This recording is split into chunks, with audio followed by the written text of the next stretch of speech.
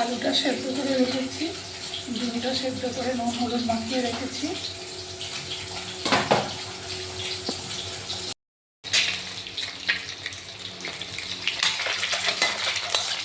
ডিমটাকে ভেজে নিই, আলুটাকে ভেজে নেব।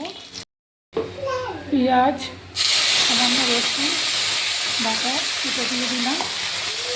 আর পেঁয়াজ কুচোনো পেঁয়াজ আর দিলাম না।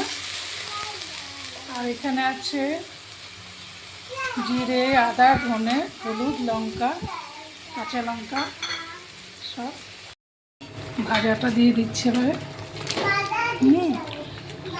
তারপর